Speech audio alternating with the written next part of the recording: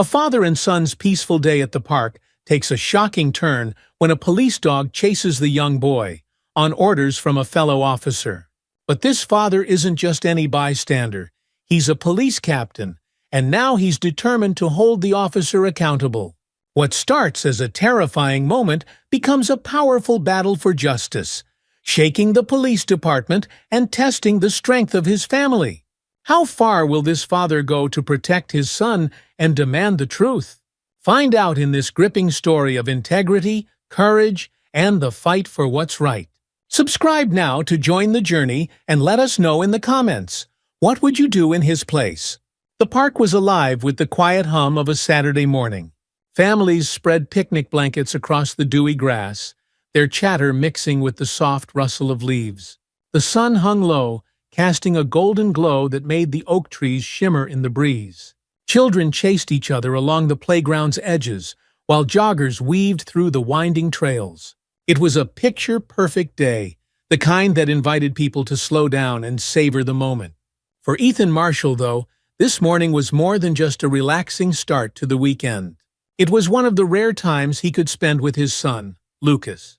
As the captain of the local police force, Ethan's job often kept him away from home, but this morning was theirs. He jogged at a steady pace, keeping a watchful eye on Lucas, who was darting around the park with his favorite toy airplane, its red wings glinting in the sunlight. "Look, Dad! It's flying so high!" Lucas shouted with the enthusiasm only a 6-year-old could muster. He threw the plane into the air, watching it soar for a few moments before it glided back down. Ethan chuckled, wiping a bead of sweat from his brow as he slowed to a walk. "Nice throw, buddy. Just don't run too far." Lucas gave him a quick nod before sprinting toward a hill on the far side of the park. Ethan's heart swelled with pride as he watched his son's tiny legs carry him up the slope, all energy and excitement. Lucas had his mother's spirit, free, curious, and full of joy. Nearby, an older couple strolled by, offering Ethan a warm smile as they passed. He nodded in return, feeling the weight of the badge hidden under his jacket. It wasn't often that he got to blend in like this, to just be Dad and not Captain Marshall. But here, in this park, surrounded by laughter and life, he could let his guard down, just for a little while. As Ethan continued his leisurely pace around the park's perimeter, he noticed a familiar figure walking along one of the trails. Officer Jane Hughes, one of his officers, was patrolling with her police dog, Rocky. The large German shepherd trotted obediently at her side, its sleek coat glistening in the morning light. Ethan waved, and Hughes gave a curt nod in return. Though they worked together, he knew little about her outside of the job. Hughes was a no-nonsense officer, always by the book, but there was a hardness to her that made her difficult to approach.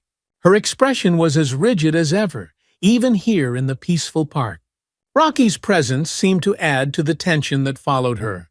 The dog was well trained, of course, but its sheer size and alertness had a way of unnerving people. Ethan noticed several park-goers giving the dog a wide berth as they passed, their cheerful conversations faltering as they glanced nervously at the pair. Hughes, however, seemed oblivious to it all. Her eyes were sharp, scanning the park as if she were waiting for something to go wrong. Ethan couldn't help but feel a pang of sympathy for her. He understood the weight of the job, the constant need to be vigilant. But there was something different about the way she carried herself. Like she couldn't switch off, even in a place as serene as this. Ethan turned his attention back to Lucas, who was now running up and down the hill, his toy airplane clutched tightly in his hand. He laughed as he stumbled through the grass, completely unaware of the world around him. Officer Jane Hughes kept a firm grip on Rocky's leash as she walked the perimeter of the park.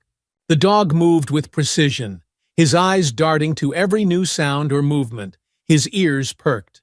She trusted Rocky. He was the epitome of control and discipline, everything she valued in her own life. Unlike the chaotic world around her, Rocky never wavered. But as Hughes walked past the families enjoying their carefree morning, an irritation began to gnaw at her. The laughter of children, the casualness of it all. It grated against her sense of order. She wasn't here to enjoy the day. She was here to ensure that nothing got out of hand. She spotted a young boy running up and down a grassy hill, his laughter carried on the wind. Hughes narrowed her eyes. The boy, around 6 years old, was playing by himself, a toy airplane spinning from his hand as he raced through the grass. He was far from the playground, far from the watchful eyes of his parents. Rocky let out a low growl, sensing her tension. Hughes glanced down at the dog, patting his head briefly before returning her attention to the boy. "What's he doing over there by himself?" she muttered under her breath. The boy's carefree play rubbed her the wrong way. She didn't understand it, this casual disregard for caution. Every fiber of her being was wired to spot trouble, to anticipate the worst.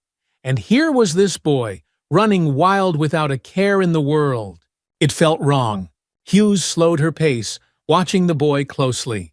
He stumbled, falling to his knees, but quickly jumped back up, too engrossed in his game to notice the scrape on his skin.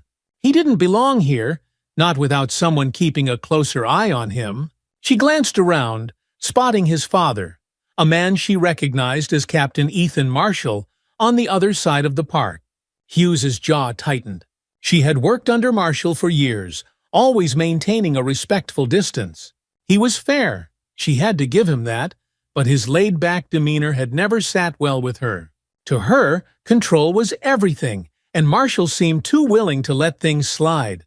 It was no wonder his son was running wild, she thought bitterly. Rocky let out another soft growl, drawing her attention back to the boy. The boy's laughter echoed across the park as he chased his toy airplane down the hill. Hughes's hand tightened around Rocky's leash as she watched, her mind racing. Something about the scene didn't sit right with her. The boy was too far from his father, too unrestrained. He was acting suspiciously, wasn't he? Running like that, away from the crowd.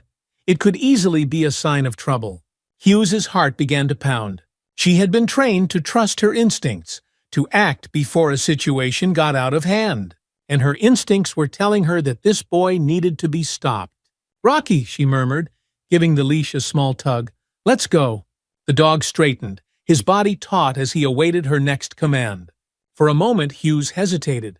She wasn't planning to let Rocky attack, of course, but a chase might be enough to startle the boy, to get him to stop running, to stay put where he belonged. She let out a low whistle, signaling Rocky to move. The dog darted forward, his powerful legs propelling him across the grass. Hughes followed closely behind, her pulse quickening with every step. Rocky's bark rang out, sharp and clear, as he neared the boy. Lucas glanced back, his eyes widening in surprise. For a split second he froze, unsure of what was happening. But as Rocky's barking grew louder, panic set in. He turned and ran faster, his small legs pumping as he tried to outrun the dog. "Stop!" Hughes called out, though it wasn't clear who she was speaking to, Lucas or Rocky. Rocky didn't attack. He simply chased, barking and circling the boy as Lucas ran in desperate zigzags, trying to escape. The dog's bark was terrifying enough, and Lucas's confusion only made things worse. By the time Rocky reached him, Lucas had tripped and fallen again, this time staying on the ground, his body trembling with fear. He looked up at the dog, tears welling in his eyes, but Rocky did nothing more than circle, barking as he waited for Hughes's next command. Lucas lay on the grass, frozen in fear as Rocky circled him, barking furiously. The dog hadn't hurt him, but the noise and speed of the chase had sent Lucas into a state of shock. His toy airplane lay forgotten beside him as he tried to catch his breath. "Daddy!" he cried, his voice breaking as tears streamed down his cheeks. "Daddy, help!" Ethan's heart lurched at the sound of his son's voice. He had been chatting with another father, but the second Lucas's cry pierced the air, he knew something was wrong. He spun around, his eyes scanning the park until he spotted the source of the commotion. Lucas, lying on the ground. Rocky circling him. "Lucas!" Ethan shouted, sprinting across the park, his legs moving faster than they ever had before. His heart pounded in his chest as fear and anger surged through him. In the distance, he saw Hughes standing frozen, watching as her dog continued to bark at his son. She wasn't moving to stop it. Ethan's mind raced, torn between calming his son and confronting Hughes. He could feel the eyes of the park on him, the weight of the moment pressing down on his shoulders. But his first priority was Lucas. He reached his son in a matter of seconds, dropping to his knees beside him. "It's okay, buddy," he whispered, pulling Lucas into his arms. "I'm here. You're safe." Lucas clung to him, his small body shaking with sobs. Ethan's heart broke as he held his son close, anger bubbling just beneath the surface. He kept his voice calm for Lucas's sake, but his eyes were locked on Hughes. "What the hell were you thinking?" he demanded, his voice low but firm. Hughes hesitated, the leash still clenched tightly in her hand. "He was acting suspiciously," she began, but Ethan cut her off. "He's 6 years old." Ethan's voice rose slightly, though he kept his tone controlled. "You sent a police dog to chase a child." The park was no longer peaceful. What had been a place of joy and laughter was now filled with the sharp barks of a police dog and the rising murmur of bystanders. Ethan held Lucas tightly, his mind racing as he tried to process what had just happened. The cool breeze did nothing to calm the heat that was building inside him. Lucas's small body trembled against Ethan's chest, the boy's face buried in his father's shirt, sobbing quietly. His scraped knees were visible, but the physical pain was the least of Ethan's concerns. The fear that radiated from his son was palpable, and it tore at Ethan's heart. He could feel eyes on him from all directions. A crowd was beginning to gather, people whispering, some recording the scene on their phones. The sight of Rocky, the police dog still pacing in place, only fueled the intensity of the moment. The parkgoers were confused, unsure of why a child had been chased by a police dog, and the tension in the air grew thicker with each passing second. Ethan looked up at Officer Jane Hughes, his eyes narrowing with controlled fury. She was standing a few feet away, her face pale, her hand still gripping Rocky's leash. Her body was stiff, as if she were trying to maintain her composure, but the slight tremble in her hand betrayed her uncertainty. "Hughes," Ethan called out, his voice calm but firm, "get your dog out of here." Hughes blinked, seemingly shaken from her daze. She gave a sharp tug on Rocky's leash, and the dog obediently returned to her side, no longer barking, but still alert. The silence that followed was almost deafening, broken only by the soft sobs of Lucas clinging to his father. "What were you thinking?" Ethan demanded again, rising to his feet, though his tone remained controlled for Lucas's sake. He didn't want to lose his temper in front of his son. "He's just a kid." Hughes stiffened, her professional instincts kicking in. "He was running," she said, her voice firm but lacking the usual confidence. "He was far from the playground. It looked like—" "It looked like what?" Ethan interrupted, his patience wearing thin.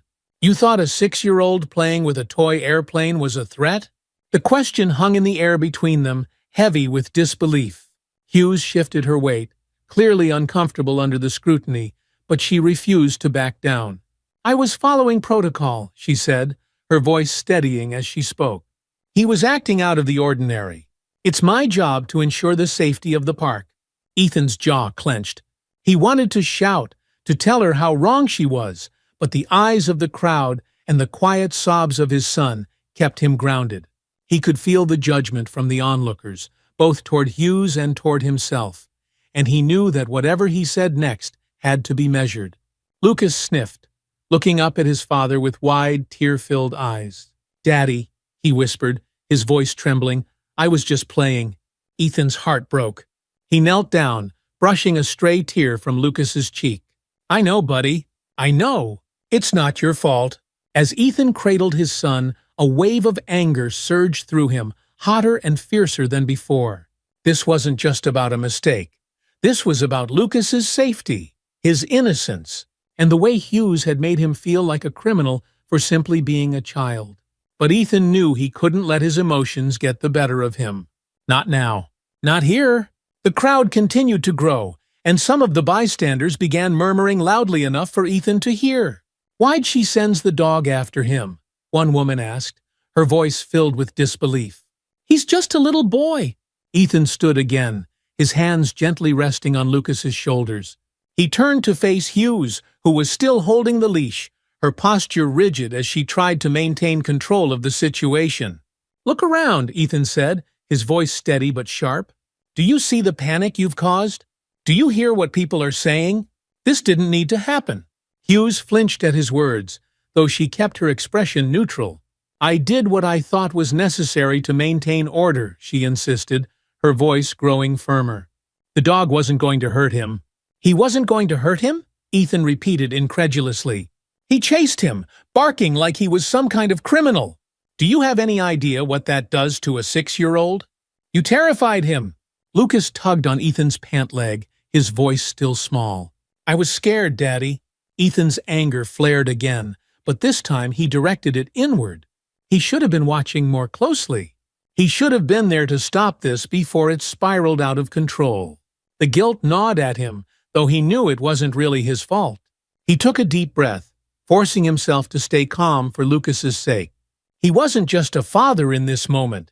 He was also a captain, and he needed to act with the same level-headedness he expected from his officers. "Lucas," Ethan said softly, crouching down to his son's level, "why don't you go sit on that bench over there for a minute, okay? I need to talk to Officer Hughes."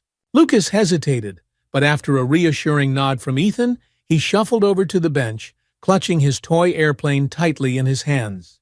He sat down, his eyes never leaving his father. Once Lucas was safely out of earshot, Ethan turned back to Hughes, his expression hard. "You and I both know this was a serious misjudgment," he said, keeping his voice low but firm. "You need to understand the impact of what just happened. That's my son. You chased a 6-year-old like he was a threat. Do you realize what that's going to do to him? To me?" Hughes's face remained stony, but there was a flicker of doubt in her eyes. "I was following protocol," she repeated, though the words lacked the conviction they had before. "Protocol isn't an excuse for poor judgment," Ethan snapped. "You need to report this, and you need to be ready for the consequences." For a moment, Hughes stood frozen, uncertainty clouding her features. But then she squared her shoulders and nodded stiffly.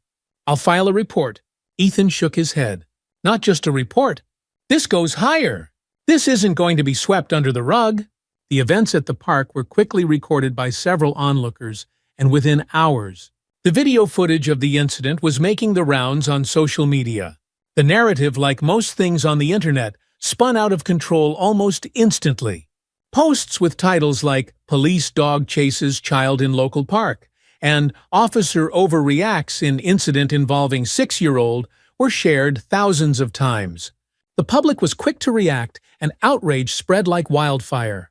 People were furious, not only with Officer Hughes, but with the system that allowed such an incident to occur. Ethan's phone buzzed constantly with messages, some from concerned friends, others from colleagues who were trying to understand what had happened. The pressure to respond, to address the growing controversy, weighed heavily on his shoulders. But all he wanted to do was focus on Lucas. At home, the Marshall household was a stark contrast to the peaceful Saturday morning they had left behind. Emma, Ethan's wife, sat at the kitchen table, her face drawn with worry as she scrolled through the latest social media updates. "This is getting out of hand," she said quietly, her fingers tightening around her phone. "People are calling for her resignation." Ethan rubbed the back of his neck, exhaustion creeping into his bones. "They're right to be angry," he said, though his voice was tired. "But this is bigger than just Hughes. This is about how we do things, how we respond to situations like this." Emma looked up at him, her eyes filled with concern. "And how are you going to respond?" Ethan paused, glancing toward the living room where Lucas sat curled up on the couch, a blanket draped over him. The boy was quiet, too quiet for his usual energetic self. He hadn't said much since they got home from the park, and it broke Ethan's heart to see him like this. "I have to report it," Ethan said, his voice resolute. "I have to hold her accountable." As the outrage grew, so did the media's interest in the story. News outlets picked up the video, replaying the moment Rocky chased Lucas in slow motion over and over again. The headlines were stark: "Police misconduct or misjudgment. A family caught in the crossfire." The Marshall family found themselves at the center of a media storm they hadn't asked for. Reporters showed up at their house, cameras flashing as they tried to get a statement from Ethan or Emma. Neighbors gossiped about the incident, and even at school, Lucas was bombarded with questions from classmates who had seen the video online. Lucas's behavior began to change. He no longer wanted to go outside to play, instead spending most of his time indoors, glued to the TV or sitting quietly with his toys. The joy that usually radiated from him had dimmed, and both Ethan and Emma were at a loss for how to help him. One evening, after the house had fallen quiet, Emma approached Ethan as he sat on the couch, staring blankly at the TV. She sat beside him, resting her head on his shoulder. "We need to do something," she said softly. "Lucas isn't himself anymore." Ethan sighed, rubbing his face with his hands. "I know," he whispered, "but I don't know what to do. I thought standing up for him, for what's right, would make things better. But now it feels like it's only making things worse." Emma placed a gentle hand on his arm. "You're doing the right thing, Ethan. But maybe we need to focus on Lucas for a while. Let the investigation play out, but don't let it consume us." Ethan nodded, though the weight of his decision still hung heavy in the air. He had filed a formal complaint with Internal Affairs, and the investigation into Hughes's actions was already underway. But he knew this was only the beginning of what would be a long and difficult journey. The next morning, Ethan sat in his office at the police precinct, staring at the paperwork spread across his desk. The formal complaint against Hughes had been submitted, and the wheels of Internal Affairs were in motion. But the process would take time, and in the meantime, Ethan had to deal with the fallout. His phone rang, breaking the silence. It was Detective Mike Walker, one of his closest colleagues. Ethan answered, leaning back in his chair. "Ethan," Walker said, his voice serious, "I heard about the complaint. Hughes isn't going to take this lying down." Ethan exhaled, rubbing his temple. "I don't expect her to, but what she did, it wasn't right, Mike. I can't let it slide." Walker was silent for a moment before replying. "You're right, of course, but you need to be ready for the backlash. Hughes has been with the department for years. She's got allies." "I'm aware," Ethan said, his voice steady. "But this isn't about politics. It's about accountability. Just watch your back," Walker warned. "People are talking, and not all of them are on your side." Ethan hung up the phone, feeling the pressure mount. He knew the path ahead wouldn't be easy, but he couldn't back down now. Not for Lucas. Not for the other families who had been affected by similar situations. The battle was just beginning. The day of the Internal Affairs hearing arrived faster than Ethan had anticipated. He had spent the past week preparing, gathering witness statements, reviewing the events over and over in his mind, and balancing his responsibilities at home with the increasing tension at work. The weight of it all was exhausting, and he felt it every time he looked into his son's eyes. Lucas hadn't been the same since the incident. The once vibrant, energetic boy now spent his days quiet and withdrawn, refusing to play outside or even talk about what had happened. The memory of Rocky chasing him through the park had left a mark, one that couldn't be erased easily. For Ethan, seeing his son's joy diminish was perhaps the hardest part of it all. Sitting in the small conference room where the hearing was taking place, Ethan felt the gravity of the situation pressing down on him. Across from him, Officer Jane Hughes sat stiffly, her uniform perfectly pressed, her posture rigid. She was accompanied by a union representative and her lawyer, a man named Gerald Marks, whose sharp features and slicked-back hair gave him an air of smug confidence. Ethan's own lawyer, Naomi Clark, sat beside him. Naomi was sharp, no nonsense, and had a reputation for taking on cases like this with a cool-headed determination. Ethan had been grateful for her guidance through the process, though he wished the situation had never escalated to this point. The panel of senior officers from Internal Affairs sat at the head of the table, their faces unreadable as they shuffled through papers and prepared for the proceedings to begin. The tension in the room was thick, the air heavy with unspoken judgments and anticipation. The lead investigator, Sergeant Wallace, a tall, stern man with years of experience, cleared his throat and glanced at Ethan and Hughes in turn. "Captain Marshall, Officer Hughes," he began, his voice measured and formal. "We're here today to review the events that took place at the park involving Officer Hughes and your son, Lucas Marshall." We will hear statements from both parties and review the evidence to determine if any misconduct occurred. Ethan nodded, keeping his expression neutral. He didn't want to appear too emotional or too detached. He had to strike the right balance. Hughes, on the other hand, remained expressionless, her hands folded neatly in front of her. She had the look of someone who was prepared for battle. Sergeant Wallace continued, "Officer Hughes, we'll start with you. Please explain your actions on that day." Hughes sat up straighter, her lawyer giving her a slight nod. She took a deep breath and began. "On the morning of the incident," she said, her voice steady but mechanical, "I was on routine patrol with my K-9 unit, Rocky. I observed a young boy, Lucas, running by himself at the far end of the park, away from the playground.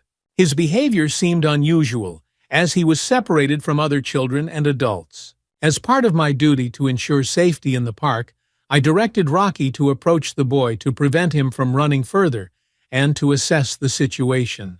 The boy looked so scared. I remember thinking, why is a police dog chasing a child? It just didn't seem right." Other witnesses echoed similar sentiments, describing the confusion and fear that spread through the park that morning. But not everyone was on Ethan's side. Some of Hughes's colleagues spoke in her defense, arguing that she was simply doing her job and following protocol. Detective Mike Rogers, a senior officer, testified that Hughes had always been a reliable and disciplined officer, and that her decision-making had never been called into question before this incident.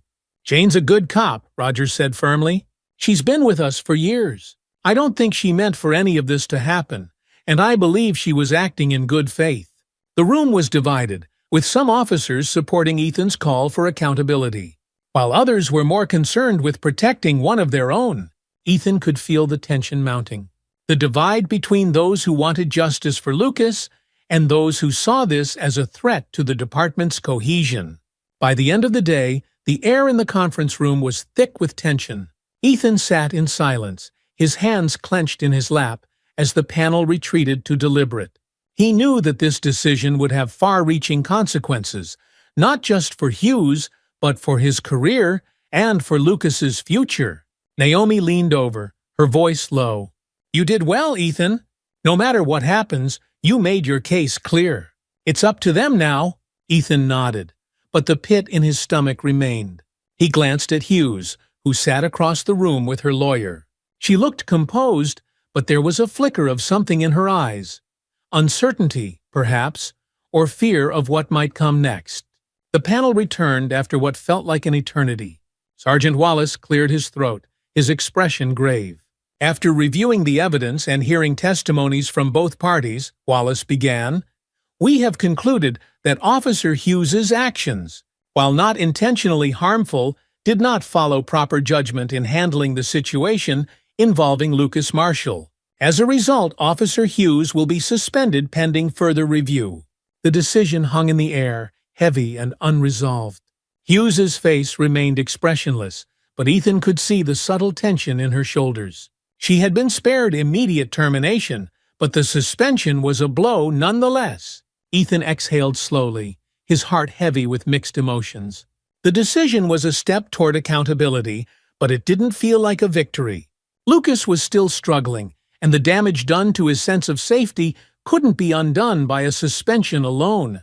As the hearing concluded, Ethan stood up, his body tense with exhaustion.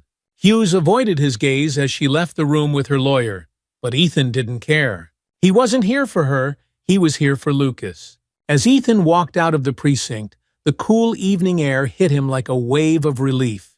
He paused outside the building, taking a deep breath and closing his eyes for a moment, trying to let the tension of the day slip away. But even as the hearing ended, the battle wasn't over. There would be more scrutiny, more questions, and more pressure to either close ranks or push for further accountability. And at the heart of it all was Lucas, his little boy who had been caught in the middle of something far bigger than he could understand. Emma had been right. Lucas needed him more than ever now. The investigation had done its part, but it was time to focus on healing, on helping Lucas find his way back to the carefree joy he had lost. When Ethan arrived home, Lucas was sitting on the couch, a book in his lap, but his eyes unfocused, staring out the window. Emma was in the kitchen, the smell of dinner filling the house. Ethan sat down beside his son, placing a gentle hand on Lucas's back.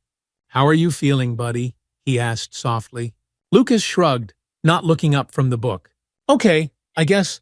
Ethan's heart ached at the quiet, subdued tone in his son's voice. "I'm here," he said, wrapping an arm around Lucas. "Whatever you need, I'm always here."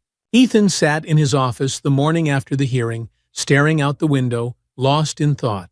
He had hoped that Officer Hughes's suspension would bring some measure of peace, some sense of closure to what had happened, but it hadn't. Instead, it felt like a pause, a brief reprieve before the next storm. The department was buzzing with whispers. He could feel it every time he walked through the hallways, the tension, the unspoken judgments, the subtle change in how some of his fellow officers looked at him. Ethan knew that going up against a colleague, even for the right reasons, had made him a target. It was an unwritten rule in the police force. You don't turn on your own. But Ethan couldn't stay silent, not after what happened to Lucas. A soft knock on his office door pulled him from his thoughts. "Come in," he called. The door opened, and Detective Mike Walker stepped inside, his expression unreadable.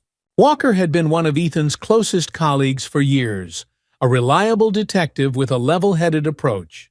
But even now, Ethan couldn't help but wonder where Walker stood in all of this. "Got a minute?" Walker asked, stepping inside and closing the door behind him. "Of course," Ethan replied, leaning back in his chair. He motioned to the chair across from his desk, and Walker sat down, folding his arms. For a moment, neither of them spoke. Ethan could sense that Walker had something important to say, but he was holding back. Finally, Walker broke the silence. "You're making waves, Ethan." Ethan sighed. He had expected this conversation sooner or later. "I'm not trying to make waves, Mike. I'm just trying to hold people accountable. Hughes made a serious mistake, and it's my job to address it." Walker nodded slowly, but his expression remained guarded. "I get that. But you've been here long enough to know that things aren't always so black and white. The department? Well, some folks don't like seeing one of our own getting put under the microscope like this." Ethan felt his frustration simmering beneath the surface. He respected Walker, but this wasn't just about loyalty to the department. It was about doing what was right. "I didn't come to this decision lightly," Ethan said, his voice steady. "But Hughes sent a police dog after my son, Mike, a 6-year-old boy. That's not something I can just overlook." Walker exhaled, rubbing the back of his neck. "I know. And believe me, I understand why you're doing this. But you need to be prepared for what's coming next. There are people higher up who aren't happy about this investigation. Hughes has friends in high places, and they're not going to let her go down without a fight." Ethan leaned forward, resting his elbows on the desk. "I'm not backing down." Walker met his gaze, his eyes serious. "Just watch your back, Ethan. The more you push, the more resistance you're going to face. And it might not just be from the department." Back at home, the atmosphere was just as tense, though for different reasons. Ethan's wife, Emma, had been quietly supportive throughout the investigation. But Ethan could tell that the strain was beginning to take its toll on her. She had always been the steady one, the person who kept the family grounded no matter what was happening in the outside world. But now, even Emma seemed worn down by the weight of it all. Lucas was the hardest part. The boy was still withdrawn, still unwilling to go outside or play the way he used to. Ethan had tried everything, talking to him, taking him for walks, encouraging him to return to his favorite activities, but nothing seemed to work. Lucas was stuck in a state of fear, and Ethan didn't know how to pull him out of it. One evening, as they sat at the dinner table, Ethan noticed Lucas pushing his food around on his plate without eating. His brow furrowed in concern. "Lucas, buddy," Ethan said softly, "you've barely touched your dinner. You feeling okay?" Lucas shrugged, not meeting his father's eyes. "I'm not hungry." Ethan exchanged a glance with Emma, who gave him a small, worried nod. "Lucas," Ethan continued, his voice gentle but firm, "I know you've been feeling scared since what happened at the park. But you're safe now. Rocky's not going to hurt you. I promise." Lucas looked up, his eyes wide and uncertain. "But what if it happens again, Daddy?" What if another dog chases me? Ethan's heart clenched at the fear in his son's voice. He wished he could offer a perfect solution, some magic words to make it all go away, but he knew that wasn't how trauma worked. "We're going to make sure that doesn't happen," Ethan said, his voice steady. "And you know I'm always here to protect you, right?" Lucas hesitated, then nodded slowly. "Yeah." Ethan reached across the table and ruffled Lucas's hair, offering a small smile. "We're going to get through this, buddy. I promise." After dinner, once Lucas had gone to bed, Ethan and Emma sat together on the couch in the living room. The silence between them was comfortable but heavy, filled with the unspoken worries that had lingered ever since the incident. Emma rested her head on Ethan's shoulder, her fingers tracing small circles on his arm. "He's still scared," she whispered. Ethan nodded, his voice thick with emotion. "I know. I just want him to be okay again," Emma said, her voice trembling slightly. "I miss our happy little boy." Ethan wrapped his arm around her, pulling her closer. "Me too." They sat in silence for a while, the weight of their shared grief hanging in the air. Ethan knew that the road to healing would be long, both for Lucas and for their family. But he wasn't going to give up. Not on Lucas, not on justice, and not on making things right. A few days later, as the department's investigation into Hughes continued, Ethan received an unexpected call from an old colleague, Marcus Fletcher. Marcus had left the force a few years ago after a dispute with Hughes and had since gone on to work in private security. Ethan hadn't spoken to him in years, but the call had piqued his curiosity. "Ethan, I heard about what's going on with Hughes," Marcus said over the phone. "I think I can help." Ethan raised an eyebrow. "What do you mean?" "I've got some information," Marcus said carefully. "Stuff that I didn't have a chance to bring up when I was on the force. Hughes isn't as clean as she wants everyone to think. There were incidents, reports that were buried, complaints that never saw the light of day. I've got the records." Ethan felt a flicker of hope. If what Marcus was saying was true, it could be the key to pushing the investigation forward and ensuring that Hughes was held accountable. "I need to see those records," Ethan said. "This could change everything." Marcus hesitated. "I'll meet you tonight, but you didn't hear any of this from me, okay?" That evening, Ethan met Marcus in a quiet cafe on the outskirts of town. The place was dimly lit, with only a few other patrons scattered across the room. Marcus was already seated in a corner booth when Ethan arrived, a folder lying on the table in front of him. Ethan slid into the seat across from him, his eyes immediately drawn to the folder. "Is that it?" he asked. Marcus nodded, sliding the folder across the table. "Everything's in there. Emails, internal reports, complaints from officers and civilians alike. Hughes has a history of overstepping her bounds, but the department kept it quiet. They didn't want the bad press." Ethan opened the folder and began flipping through the documents. His pulse quickened as he read the records. Complaints of excessive force, reports of inappropriate conduct, all swept under the rug by higher-ups in the department. It was a damning pattern, and it painted a very different picture of Hughes than the one she had presented at the hearing. "This is exactly what I need," Ethan said, his voice filled with determination. "This will prove that what happened with Lucas wasn't an isolated incident." Marcus leaned back in his seat, crossing his arms. "Just be careful, Ethan. You're going up against some powerful people. They're not going to like you digging this stuff up." Ethan nodded, but the warning didn't deter him.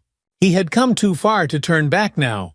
With this new evidence, he could push for a full investigation into Hughes's conduct. And maybe, just maybe, he could get the justice that Lucas deserved. The next day, armed with the new evidence, Ethan went to see Sergeant Wallace, the head of the Internal Affairs investigation.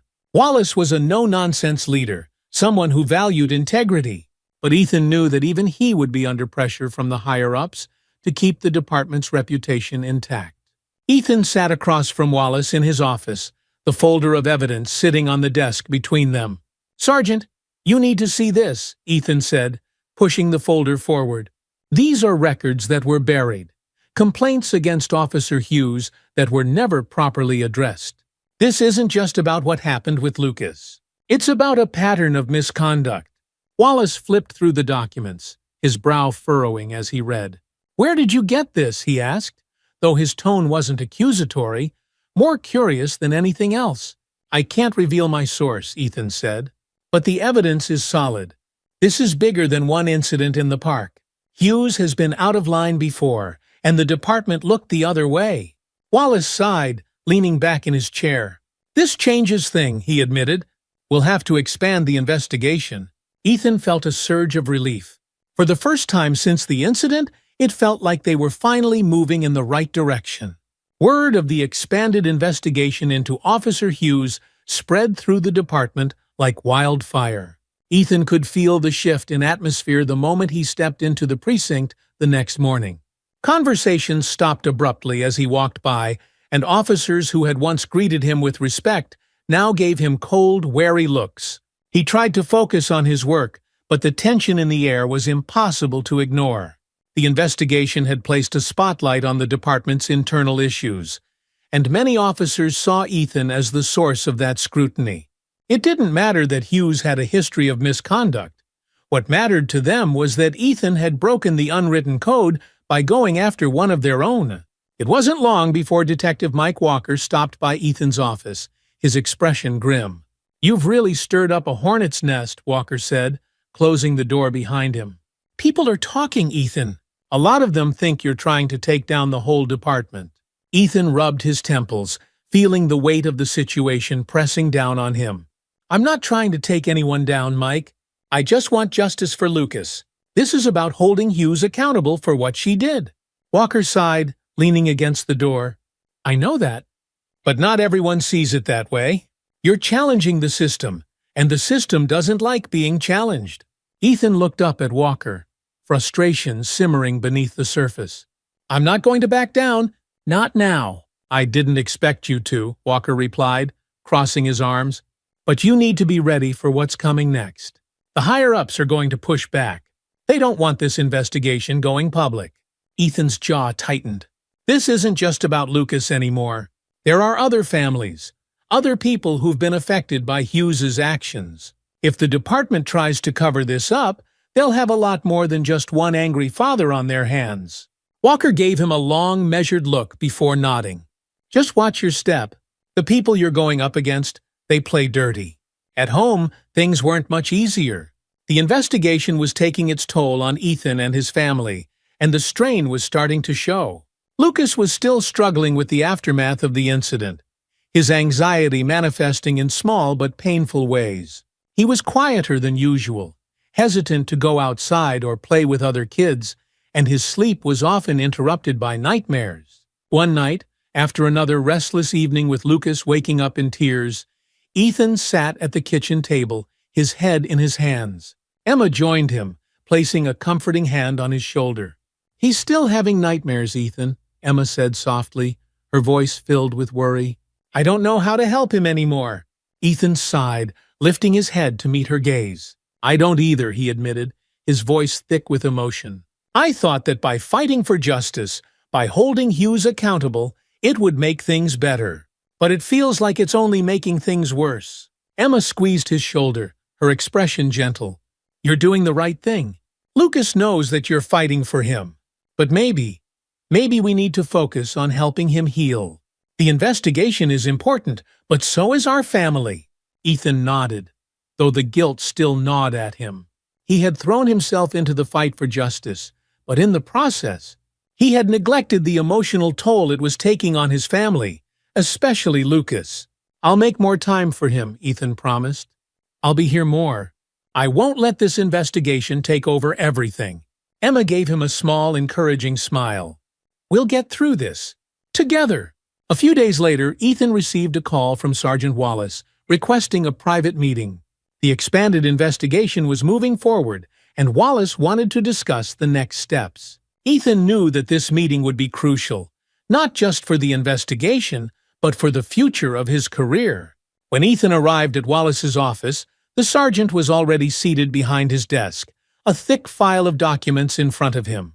"Take a seat, Captain," Wallace said, motioning to the chair across from him. Ethan sat down, his heart pounding in his chest. He had faced tough situations before, but this felt different. This wasn't just about his job.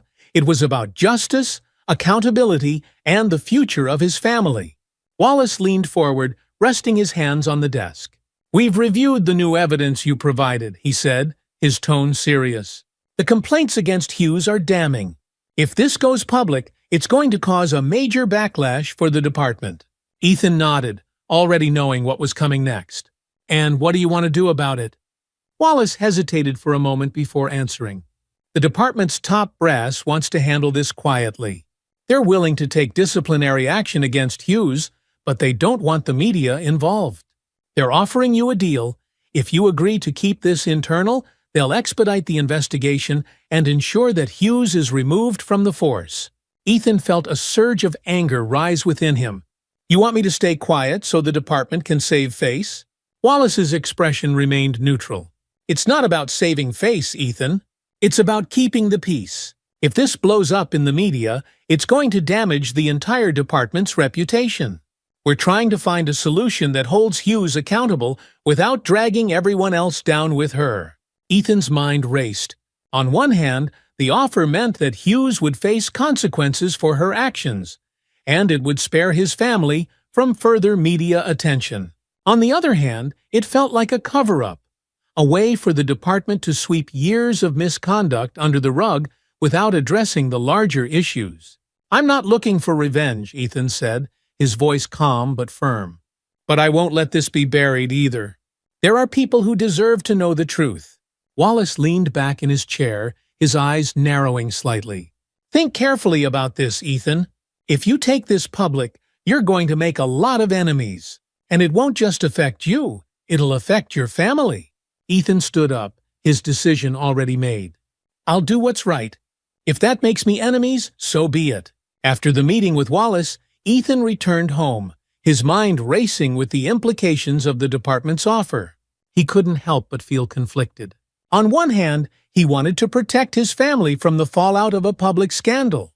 But on the other, he couldn't shake the feeling that accepting the deal would mean letting the department continue to cover up its problems. That evening, Ethan sat with Emma, explaining everything that had happened in the meeting. "They want to keep it quiet," Ethan said, running a hand through his hair.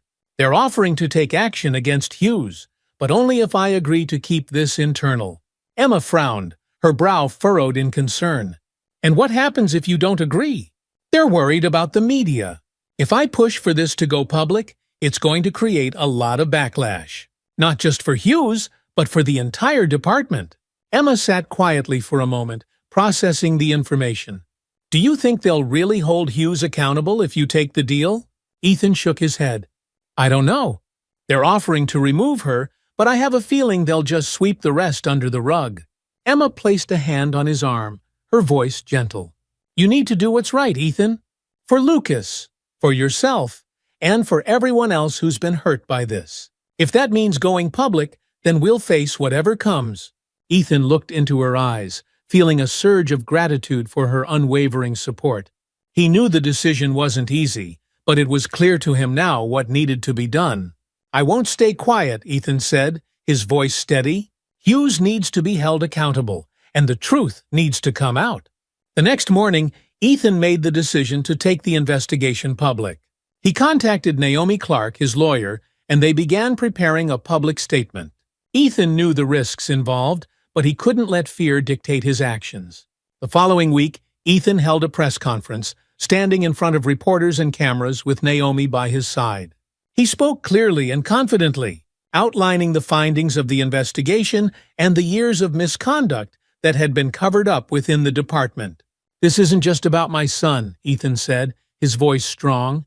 "It's about a system that failed to hold one of its own accountable. Officer Hughes made serious mistakes, and those mistakes were ignored for years. I'm here today to make sure that doesn't happen again." The press conference sent shockwaves through the city. News outlets picked up the story, and soon the entire community was talking about the investigation. Public support for Ethan grew, with many rallying behind his call for transparency and accountability.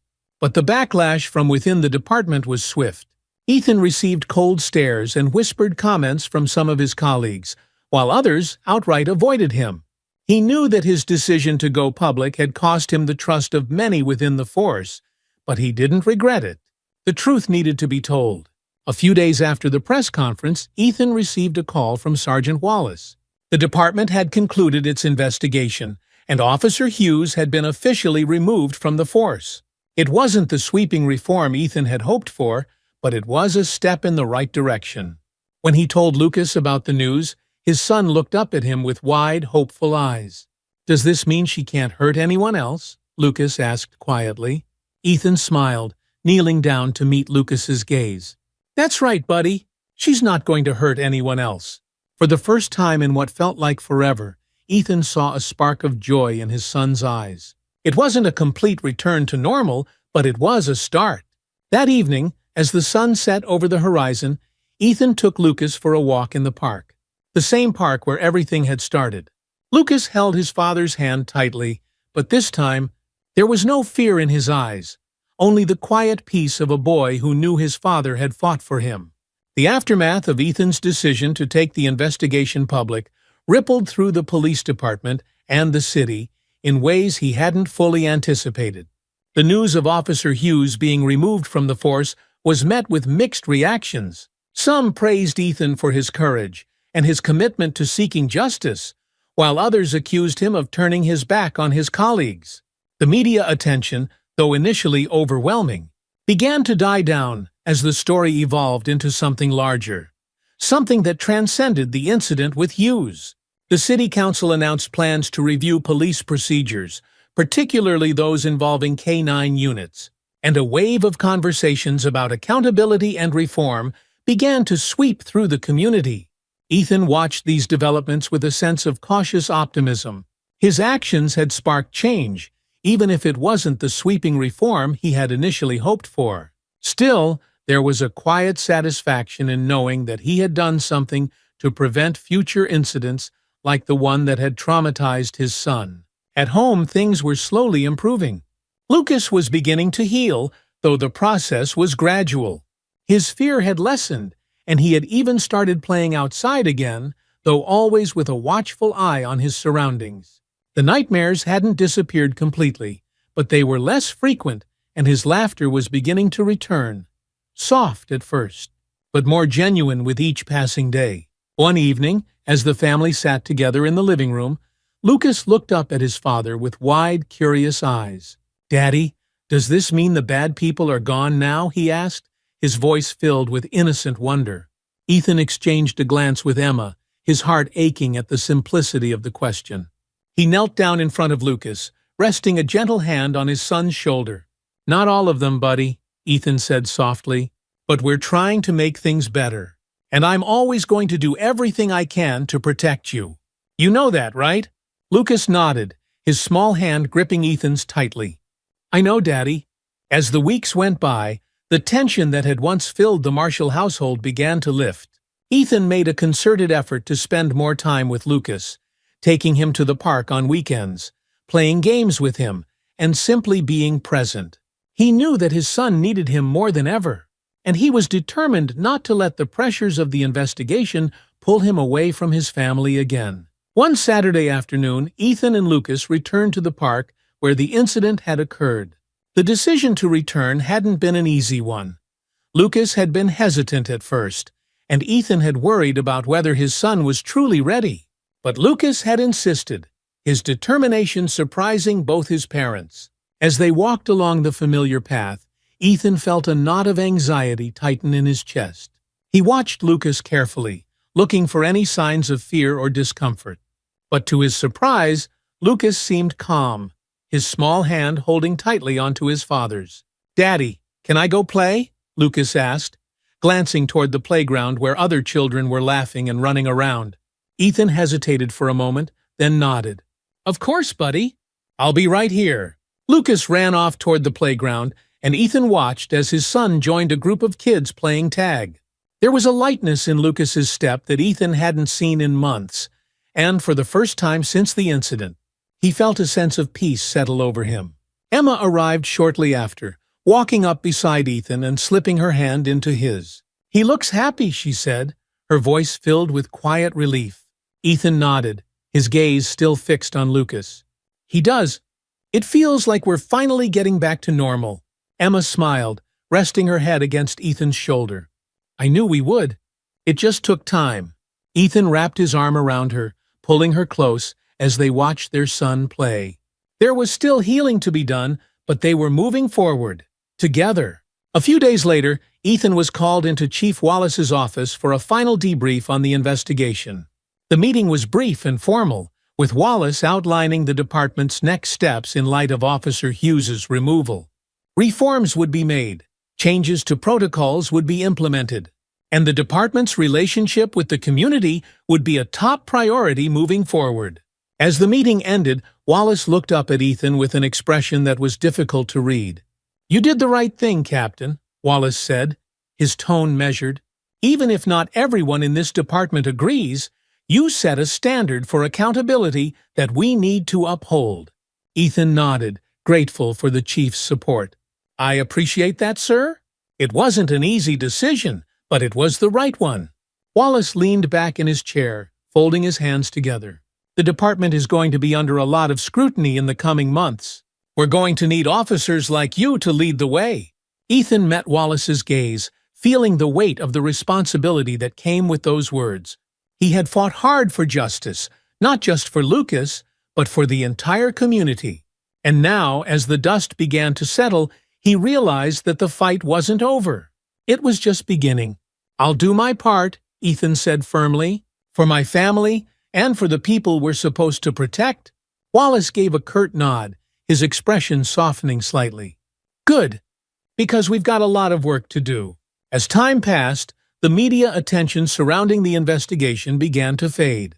The community, however, continued to feel the effects of the changes Ethan had set in motion. Police reforms were introduced, and a renewed focus on accountability became a central part of the department's mission. For Ethan, life slowly returned to a new kind of normal. The scars of the incident remained, but they were healing. Lucas was becoming more confident, more like his old self, and Ethan could see the spark of joy returning to his son's eyes. It wasn't a perfect recovery, but it was progress. One evening, as the sun dipped low in the sky, Ethan and Emma took Lucas for a walk through the neighborhood. The air was warm, and the sound of children playing echoed from nearby yards. It was a peaceful moment, one that reminded Ethan of how far they had come. As they walked, Lucas skipped ahead, turning back to smile at his parents. "Come on, slowpokes," he called, his voice full of playful energy. Ethan chuckled, exchanging a smile with Emma. "We better catch up," he said, picking up the pace. They followed Lucas down the path, the sun setting behind them, casting long shadows across the road. As they walked, Ethan felt a sense of closure, a feeling that the worst was finally behind them. The journey had been long and painful, but they had come through it stronger, together. Ethan knew that there would always be challenges ahead. The fight for justice was never truly over, and the scars of the past wouldn't disappear overnight.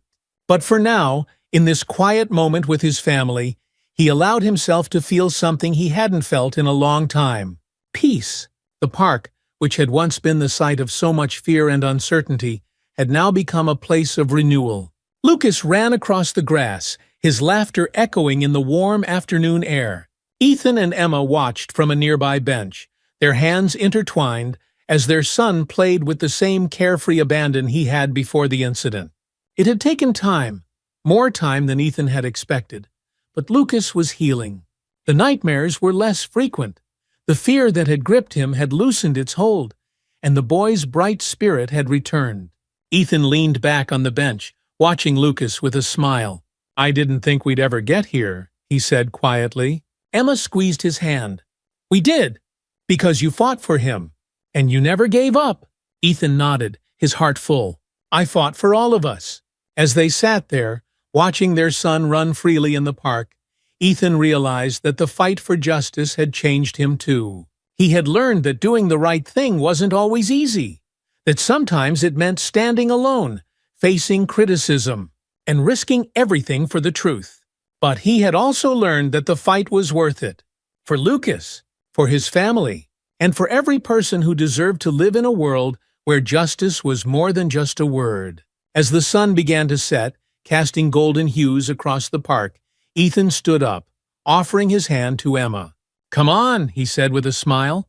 "Let's go catch up with him." Together, they walked toward their son, ready to embrace whatever challenges the future might bring.